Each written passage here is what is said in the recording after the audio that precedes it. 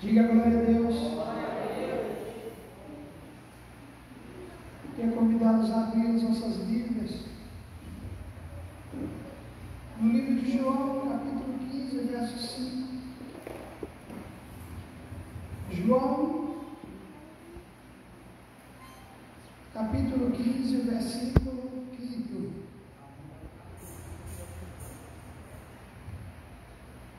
É o mesmo texto que está impresso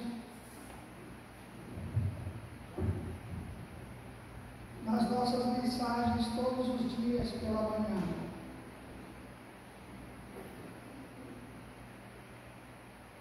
Todos acharam? Se você achou, diga amém. Amém. Coloca a mão no teu coração. A Bíblia diz que é do coração que procede as coisas boas e as coisas que não são boas. Pai, em nome de Jesus, Tu és o Alfa, Tu és o Ômega, Tu és o princípio, Tu és o fim. Tu és a palavra vida e viva vida da parte de Deus. Porque Tu és o próprio Deus que se manifestou em carne, habitou entre nós e hoje está sentado no trono. Tu és o Cordeiro de Deus que tira o pecado do mundo. Por isso, meu Deus, através do nosso irmão mais velho Jesus Cristo de Nazaré, Tu possas falar aos nossos corações nesta noite, como tem falado noites passadas, dias passados, mas com a ajuda do Teu Espírito Santo, possa nos convencer, possa nos conduzir a acertarmos nosso viver enquanto estivermos aqui na terra. Fala aos nossos corações, Espírito Santo, cumpre a Tua parte. Deus, repreende toda interferência dos nossos inimigos espirituais, em nome de Jesus, para a glória de Jesus. Diga amém, diga aleluia. João 15, verso 5. Diz assim, na verdade Jesus está dizendo: eu sou a videira, vós sois os ramos. Se alguém permanece em mim e eu nele, esse dá muito fruto. Sem mim nada podeis fazer. Fala, Deus, aos nossos corações, em nome de Jesus, na glória de Jesus, amém. Podem sentar, amados irmãos.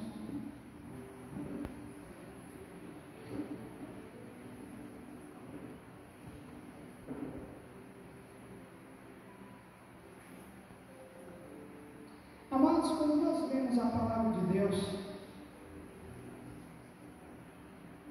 à altura daquilo que Ele nos ensina, independente do nosso nível cultural ou educacional, quando nós damos lugar a essa palavra nos convence. E além de nos convencer, ela nos converte a Jesus. Amém? A palavra de Deus nos convence e nos converte. Converter é nos levar a mudar de atitude,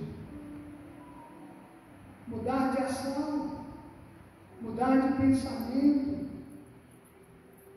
E aí o nosso caráter, que é demonstrado não pelo nível de personalidade da pessoa, mas de características das pessoas, começa a modificar. Nós temos coisas que precisamos mudar, amém, irmãos? Mas tem coisas que isso acontece entre nós e Deus. Mas quando nós somos convencidos e convertidos a Jesus, as nossas ações começam a modificar. E aí, Deus é glorificado, porque o marido fala: poxa, minha esposa está diferente. A esposa fala: poxa, meu marido está diferente. O filho fala: eu estou vendo que meu pai e minha mãe são pessoas diferentes, estão mudando. Os pais olham para os filhos e dizem assim: eu vejo que meu filho está diferente. Mas quando o marido, ou a esposa, o filho, ou a família, ou nós, não buscamos ser convencidos e convertidos,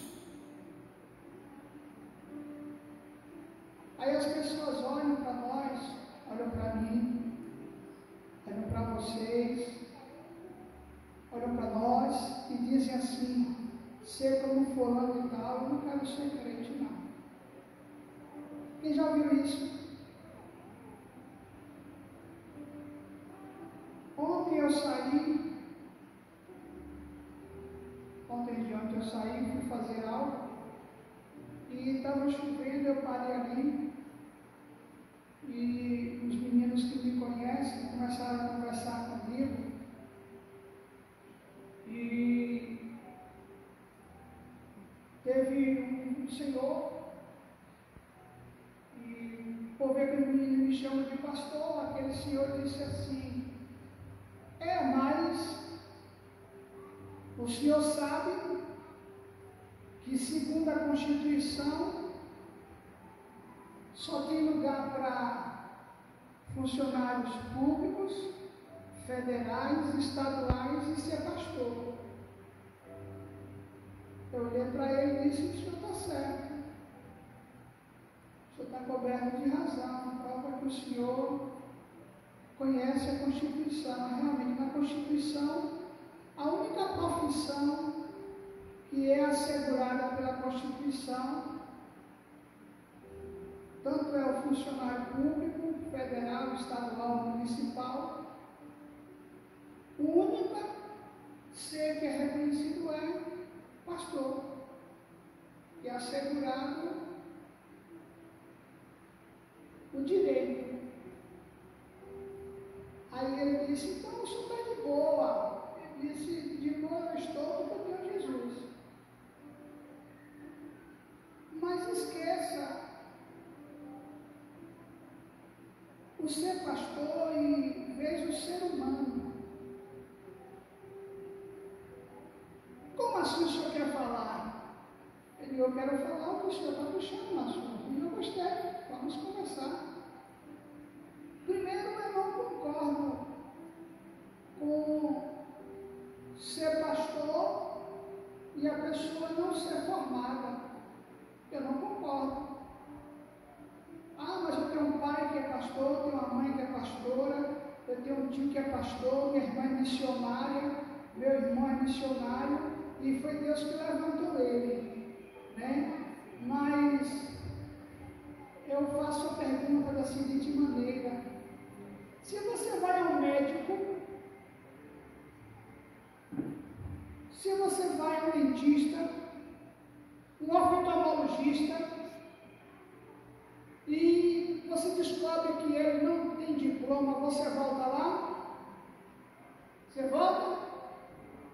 Por que você não volta?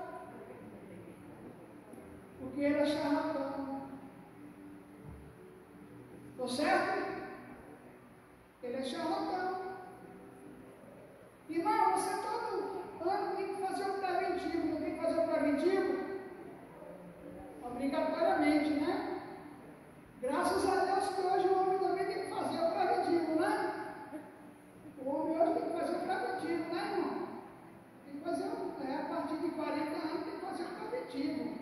É isso? Não, vou fazer 61, né? Então, não tem o que esconder, né, irmão? Mas imagine se você vai à sua ginecologista, essa ginecologista é a ginecologista da minha mãe, e agora é a sua ginecologista, aí você descobre que a sua ginecologista lhe conhece de forma íntima, ela tem capacidade, faz os exames todinhos, mas ela não é formada. Tu volta lá, volta, você volta? Você volta? Eu não volto, eu vou para a ginecologista, eu vou para o urologista, mas não é como demais. Então eu não sou, eu não concordo. Aí eu disse para a pessoa, você vai para um advogado se ele não tiver o AD? Você vai para um médico se ele não tiver o premedro? Então, eu não concordo também com a sua fala dizer que tem que ser pastor. Não. Mas eu quero dizer para o senhor que eu tenho formação. Mas independente de ser pastor, eu também tenho formação, eu tenho profissão também. E aí os meninos que estavam olhando, né? Os meninos chegaram e disseram, peraí, rapaz, você quer ofender meu pastor?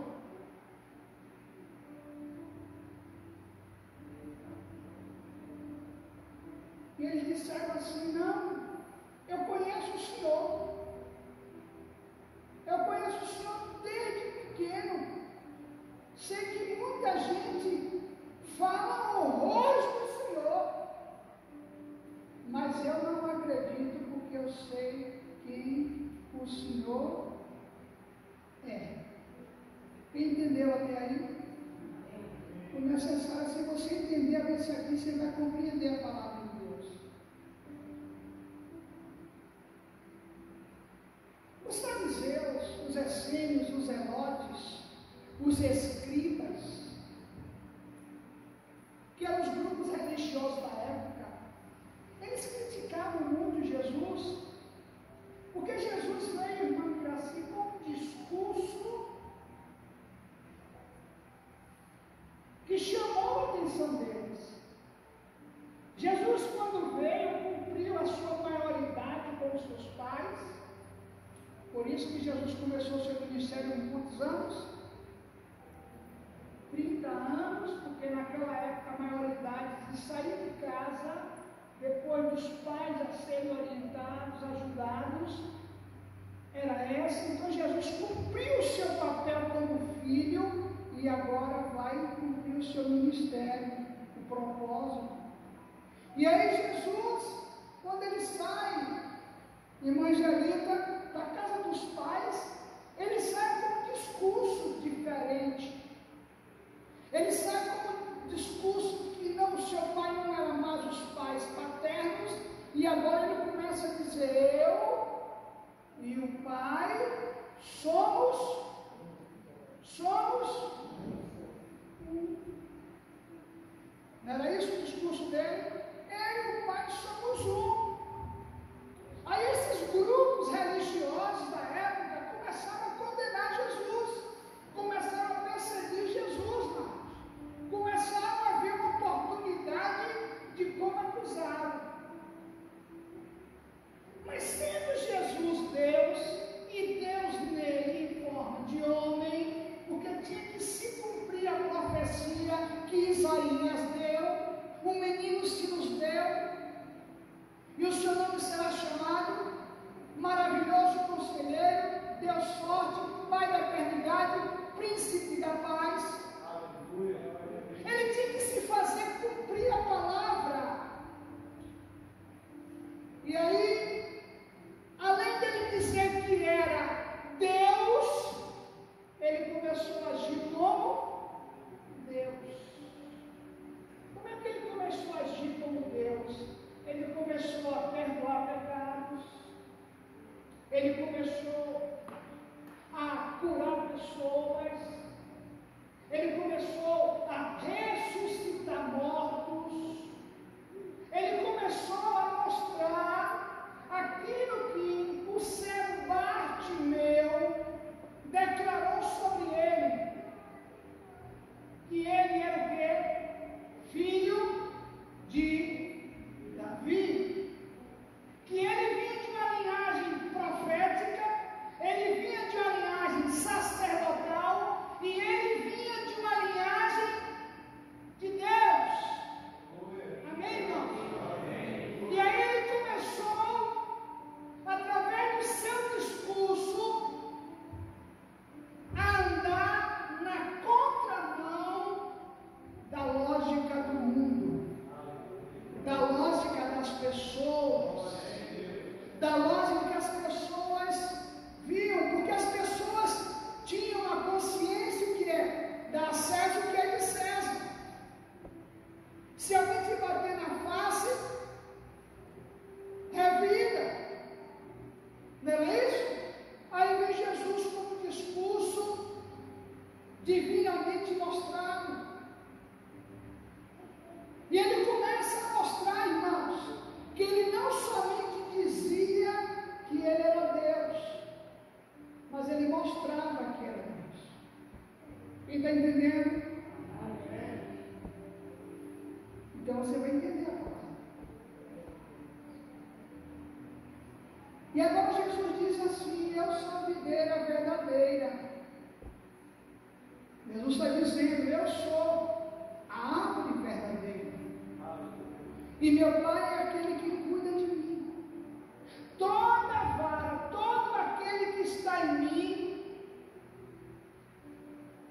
todo aquele que permanece em mim, e eu nele, esse dá muito fruto.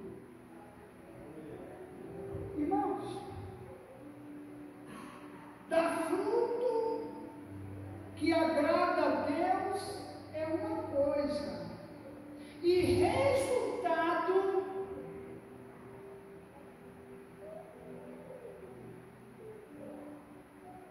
como aquele que segue a Deus é outro. E aí sabe o que o diabo fez?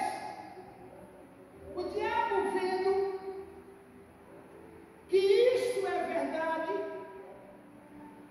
ele usou no século V a igreja papal para dizer o seguinte: o homem não é tão inferior assim, porque Jesus não está falando aqui de não permanecer nele. Permanecer em Jesus é depender de Jesus. Porque toda vara que está em mim, se alguém está em Cristo, depende da seiva da árvore. E aí, a igreja romana diz o seguinte: o homem é o ajudador de Deus. Só que a Bíblia está dizendo que Jesus me chamou, ou lhe chamou, para ajudar a ele. A Bíblia diz que Jesus está dizendo para mim e para você: sem mim, nada podeis fazer. E aí entra na cabeça do ser humano aquele adágio popular que diz assim: mas na Bíblia está escrito: faça por ti, que te ajudarei. Então coloca Jesus agora não sendo aquele que a pessoa tem que depender dele, mas coloca Jesus como sendo aquele que vai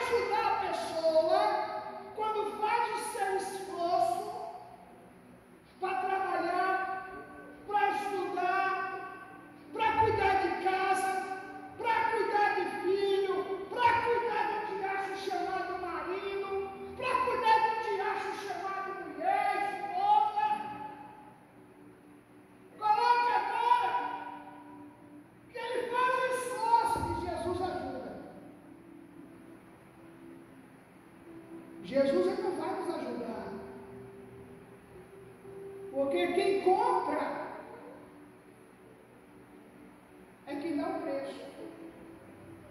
Quem nos comprou na cruz do Calvário foi Jesus. Ele não chegou lá na cruz do Calvário e disse para mim e para você: olha, vai ser 50%, vai ser 70%, eu vou fazer uma parte e você faz outra. Não. Ele foi lá e se saiu em morte de cruz e me comprou. E lhe comprou. E se ele me comprou, ele é meu dono. Ele é o meu dono.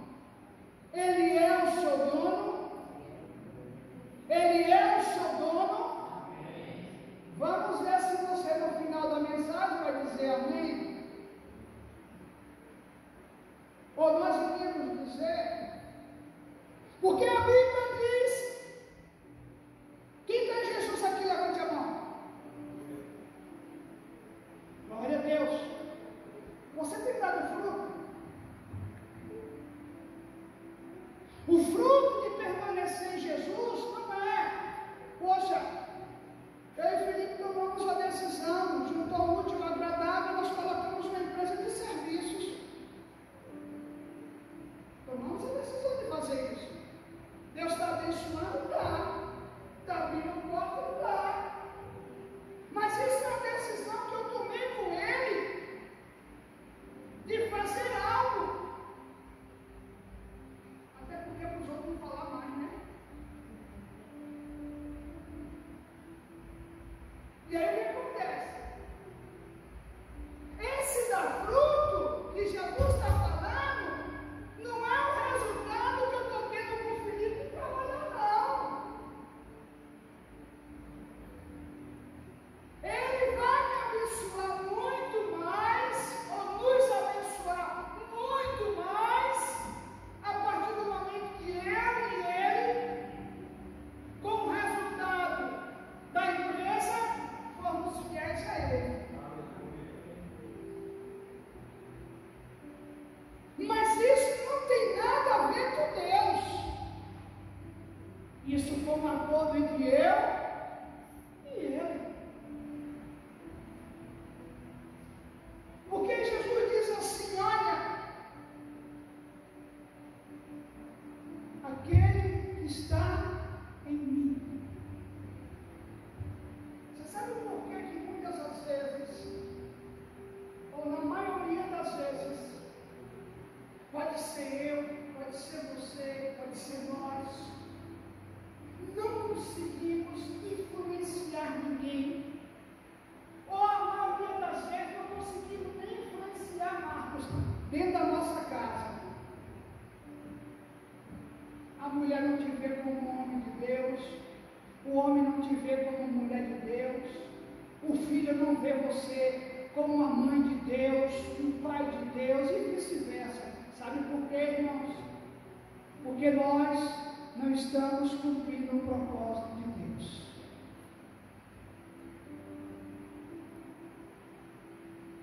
Quando nós não cumprimos os propósitos de Deus, sempre vai ter alguma coisa que vai roubar a nossa atenção para fazermos aquilo que queremos que Deus abençoe, que Deus nos ajude, mas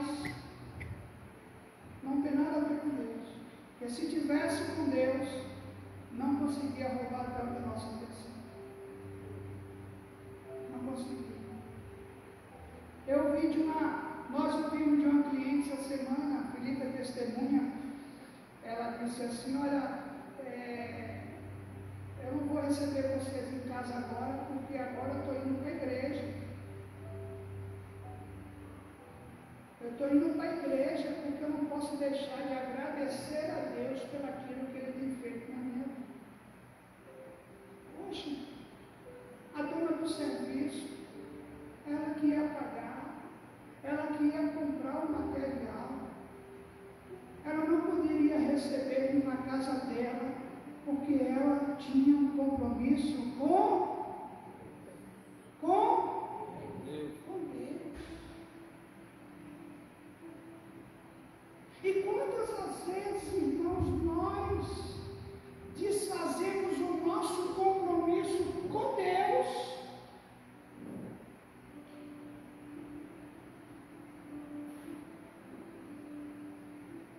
Porque tem algo que não vai nos trazer um resultado.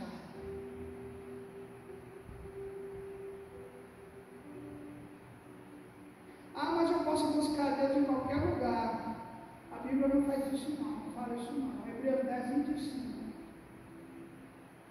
Hebreus 10, 25 diz assim: olhe, não abandonando a vossa igreja, como é de costume de alguns, mas antes admoestando uns aos outros, quando vejo que se aproxima o grande e terrível dia. Eu não posso dar o que é de Deus a César. Eu não posso tirar o que é de César e dar para Deus. Quem falou isso? Quem falou isso? Jesus. Jesus disse: eu quero o que é meu, e que dá o que é de Deus, o que é de César é de César. Dá a César o que é de César, dá a Deus o que é de Deus.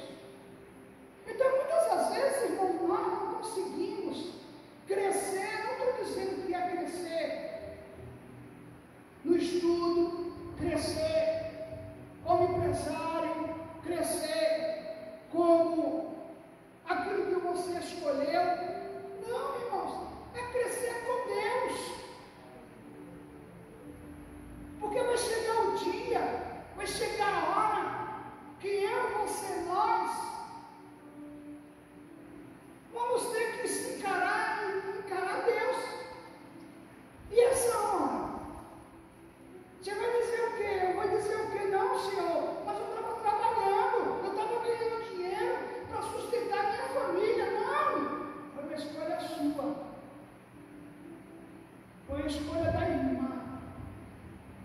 Por isso, 1 Coríntios capítulo 7 diz: olha, não é bom que ninguém se case, viu?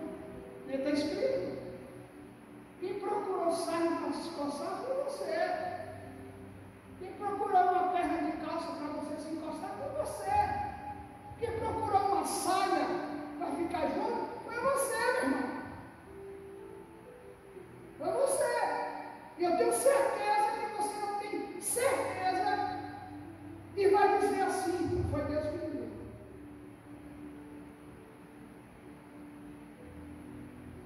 Deus abençoou.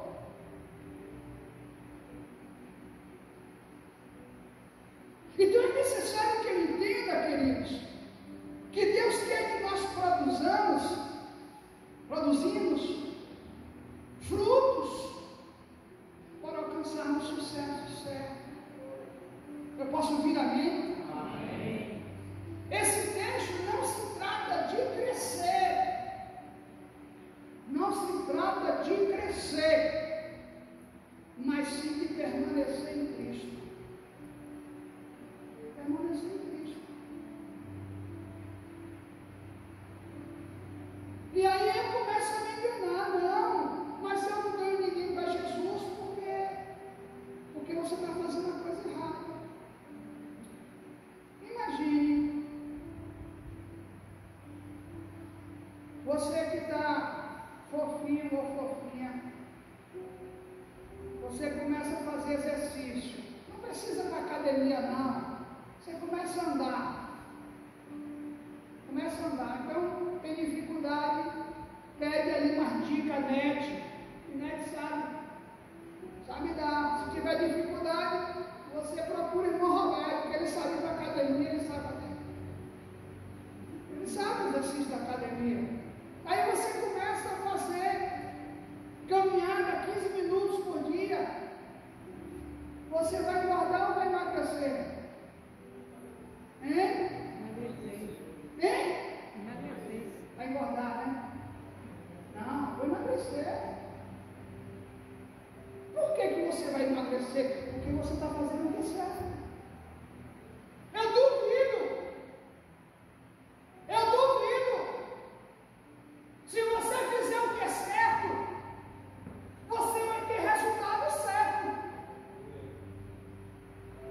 mas eu não sei cozinhar, pastor. Eu sou uma negação da cozinha. Nem todo mundo sabe tudo, irmãos. Nem todo mundo sabe tudo. Mas eu duvido que se você pegar o YouTube, pegar uma receita com alguém e começar a fazer algo, você aprende a cozinhar. Aprende ou não aprende? Eu duvido você passar a vida toda sem saber cozinhar. Me perdoa o termo da palavra que eu usar, não sei que você seja preguiçoso ou preguiçosa. Por que que eu aprendo a cozinhar? Por que que eu vou emagrecer? O oftalmologista da gente, o oftalmologista de Ruth, olhou para mim e disse assim: Ulisses, o que é que você está fazendo? Eu digo: o que, doutor? Você está magro. Eu com esse corpo fitness aqui, para que mais? Para que mais? Irmãos, porque perder peso de osso é sopa de osso. Fica gordo demais é jogo de calanca. Então tem que ter equilíbrio. Tem que ter equilíbrio, irmãos. É verdade. Imagine, eu, nessa idade, emagrecer demais, você toma uma queda, irmão, quebra os ossos. Se eu encostar em Ruth de jeito, eu vou ferrar ela, irmão, porque só osso. Tem que ter uma carninha. Ou não? Tem que ter uma carninha. Não. Equilíbrio. Imagine eu com essa idade, vou para a academia estourar de peso. Eu não sou maluco.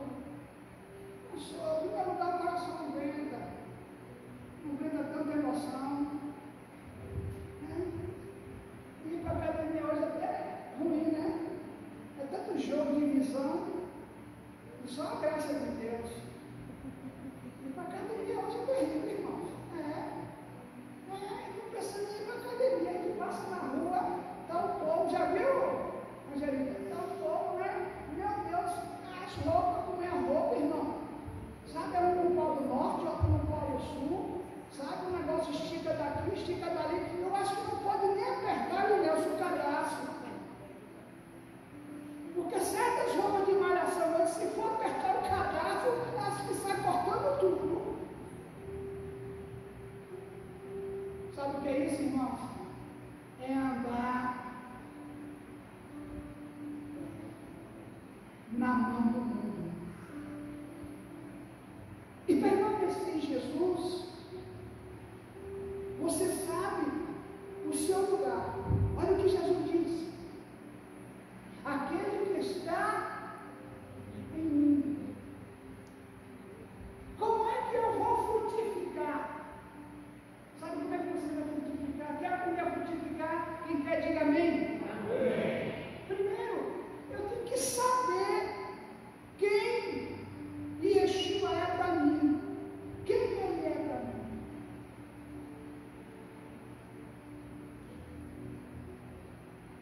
Quem ele é para mim?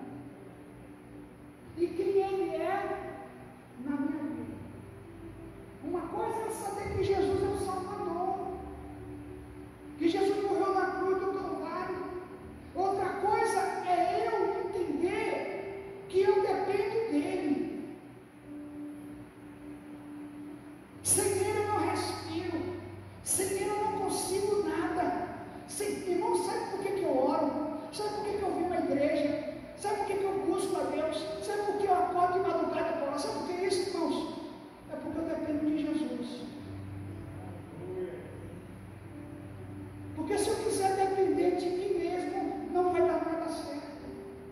Não vai dar nada certo. Não vai dar nada certo. Nada vai dar. Então, o permanecer nele é o que vai fazer você, ou eu, ou nós, frutificarmos. Porque quando eu permaneço nele, eu não me canso de falar de Jesus para as pessoas. Eu não me canso. Pode demorar vou continuar falando de Jesus para aquelas mesmas pessoas. Porque a Bíblia diz que não é em vão. Mas eu tenho que permanecer em Cristo. Na hora do desespero, eu tenho que buscar Jesus. Na hora da alegria, eu tenho que buscar Jesus. Na hora do sucesso, eu tenho que buscar Jesus. Na hora que eu estiver lá embaixo, eu tenho que buscar Jesus. Na hora que eu errar, eu tenho que buscar Jesus. Na hora que eu crescer, eu tenho que buscar Jesus. Sabe por quê? Porque ele diz: sem mim, sem mim. Se você andar comigo, continua buscando Jesus. Continua buscando Jesus. Sabe por quê, queridos? Porque ele diz: olha, sem mim nada podeis fazer. Então eu vou produzir frutos para Jesus. Até para produzir fruto para a gente mesmo. Temos que estar em Jesus. Ele que sabe da melhor forma. Ele que sabe da melhor maneira. Ele que sabe. Ele sabe. Agora, muitas das vezes, eu não produzo fruto. Sabe por quê? Porque o nosso testemunho não é um testemunho de quem está em Jesus. Não é um testemunho de quem depende de Jesus. Não é um testemunho de quem ouve a Jesus. É um testemunho de quem quer se aproveitar do que Jesus tem. E às vezes nós somos assim. Nós buscamos a Jesus porque eu sei que quando alguém da minha casa estiver doente, ele pode curar. Quando tiver um problema, falta de emprego, ele vai abrir a porta. Sabe? Então eu estou me aproveitando do que ele pode me dar. Mas a minha vida, eu não entrego a ele. Ah, pastor, ainda não chegou o dia não. A fruta só dá no tempo. Ele disse. Tem uma fruta que se chama fruta temporânea, ela dá fora de época. E tem fruta que está no pé, e quando cai, ela nem amadureceu, ela já cai peca e já cai podre. Então, às vezes, nós ficamos assim. Quando eu permaneço em Jesus, eu não olho a vida de Manuel. Se Manuel é crente ou se não é. Quando eu permaneço em Jesus, eu não sigo o exemplo da pessoa. Embora a pessoa tenha que dar exemplo, eu também. Eu sigo a Jesus.